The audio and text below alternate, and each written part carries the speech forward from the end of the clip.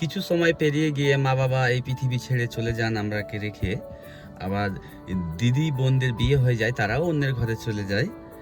আর দাদা ভাইরা নিজ পরিবারের জন্য অর্থ উপার্জনের তাগিদে ব্যস্ত হয়ে যায়।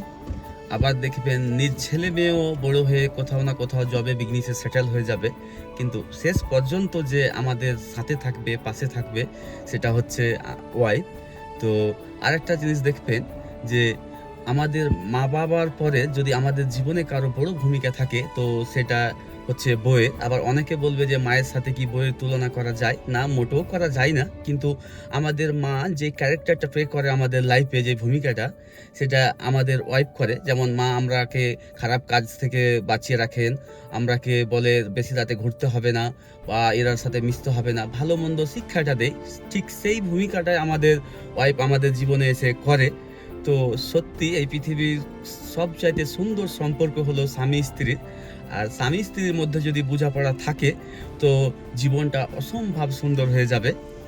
আর একটা জিনিস, তোমাকে এই পৃথিবীর সবচাইতে কে বেশি ভালোবাসে? যে তোমার ভুল মাফ করে তোমার পাশে থাকবে। আর আমি রাকিব শেখ অনেক ভুল করেছিলাম, তারপরেও ও আমাকে ক্ষমা করে দিয়েছে, আমার পাশে আছে আর আমাকে একমতই ভালোবেসে যাচ্ছে। তো আমি আবার বলছি, তোমাকে খুব ভালোবাসি আর খুব ভালোবাসবো। তোমার জন্য বিশেষ কিছু জীবনে করতে পারিনি, কিন্তু এটাই বলবো, সর্বদা সততার সাথে তোমার পাশে থাকবো।